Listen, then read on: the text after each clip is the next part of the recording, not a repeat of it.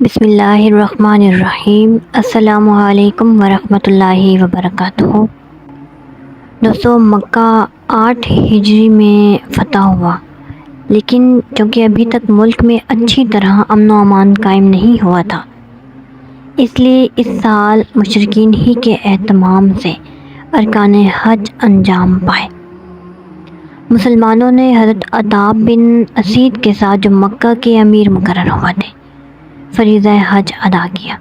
اب 9 ہجری پہلا موقع ہے کہ کعبہ کفر و شرک کی ظلمت سے پاک ہو کر عبادت ابراہیمی کا مرکز قرار پاتا ہے۔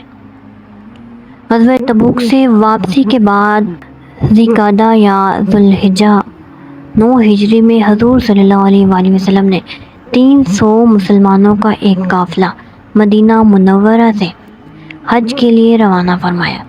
ان میں حضرت ابوبکر قافلہ سالار، حضرت علی نقیب اسلام اور حضرت سعد بن ابی وقاص، حضرت جابر، حضرت ابو ہریرہ وغیرہ معلم تھے۔ قربانی کے لیے حضور صلی اللہ علیہ وآلہ وسلم کی طرف سے 20 اونٹ ساتھ تھے۔ قرآن نے اس حج کو حج اکبر کہا ہے کہ یہ پہلا موقع تھا کہ رسم حج اصل ابراہیمی سنت میں جلوہ گر ہوئی۔ حج کا مقصد یہ تھا کہ خانہ خلیل میں عہد جاہلیت کے اختتام اور حکومت اسلام کی ابتدا کا اعلان کیا جائے، مناسک و رسوم حج کی عام طور سے تعلیم دی جائے، زمانہ جاہلیت کے رسوم و عادات کا ابطال کیا جائے۔ حضرت ابوبکر نے مناسک حج کے لوگوں کو تعلیم دی، یوم النحر میں خطبہ دیا جس میں حج کے مسائل بیان کیے۔ اس کے بعد حضرت علی کھڑے ہوئے سورہ برات کی 40 آیتیں پڑھ کر سنائیں اور اعلان کر دیا کہ اب کوئی مشرک خانہ کعبہ میں نہ داخل ہو سکے گا، نہ کوئی برہنہ اب حج کرنے پائے گا، اور وہ تمام معاہدے جو مشرکین سے تھے ان کے نقض عہد کے سبب آج سے 4 مہینے کے بعد ٹوٹ جائیں گے۔ حضرت ابو ہریرہ وغیرہ نے اس اعلان کی زور زور سے منادی کی۔ سورہ برات کی ابتدائی آیتیں جس میں خدا نے اس اعلان کا حکم فرمایا وہ یہ ہیں: اے مسلمانوں، جن مشرکین سے تم نے معاہدہ کیا تھا اور انہوں نے اپنا معاہدہ توڑ دیا، ان کو خدا کے رسول کی طرف سے کوئی ذمہ داری نہیں ہے۔ اب اے معاہدہ شکن مشرکو، 4 مہینے کی تم کو مہلت ہے، اس میں تم ملک میں چلو پھرو اور جان لو کہ تم خدا کو عاجز نہ کر سکو گے۔ حج اکبر کے دن لوگوں کو اعلان عام ہے کہ خدا اور اس کا رسول صلی اللہ علیہ وآلہ وسلم ان مشرکین کا اب ذمہ دار نہیں۔ اگر تم نے اے مشرکین توبہ کر لی تو یہ تمہارے لیے بہتر ہے، اور اگر اب بھی پھرے رہو تو یقین کرو کہ تم خدا کو ہرا نہ سکو گے۔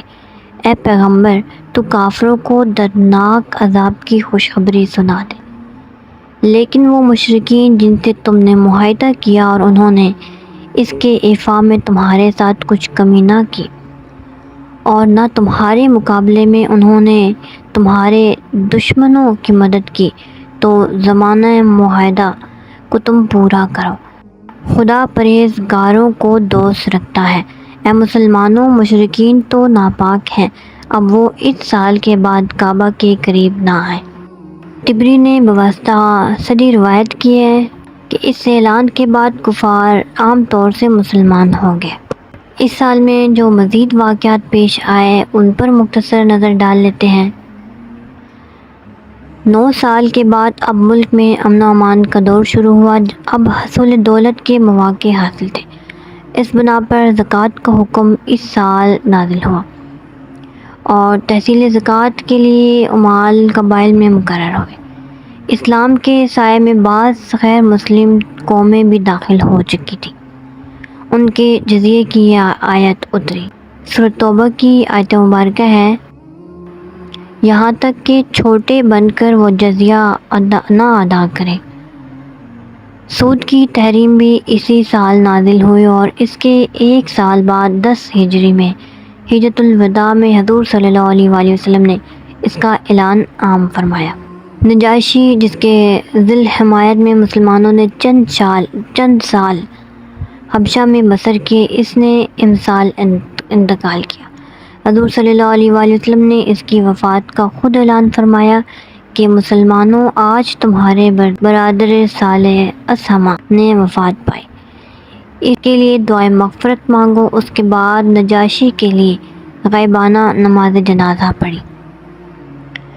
تو یہ تھا غزوہ تبوک کا مکمل واقعہ، اور آئی ہوپ کہ آپ لوگ کو سمجھ آئی ہوگی۔ مزید اپنی رائے کا اظہار بھی ضرور دیجیے گا، اور کسی ٹاپک پر آپ لوگ جاننا چاہتے ہیں تو کمنٹ سیکشن میں مجھے کمنٹ کریں۔ جو نیو آئے ہے چینل پر وہ چینل کو ضرور سبسکرائب کریں اور مجھے سپورٹ کرتے رہیں۔ تھینک یو سو مچ۔ اللہ حافظ۔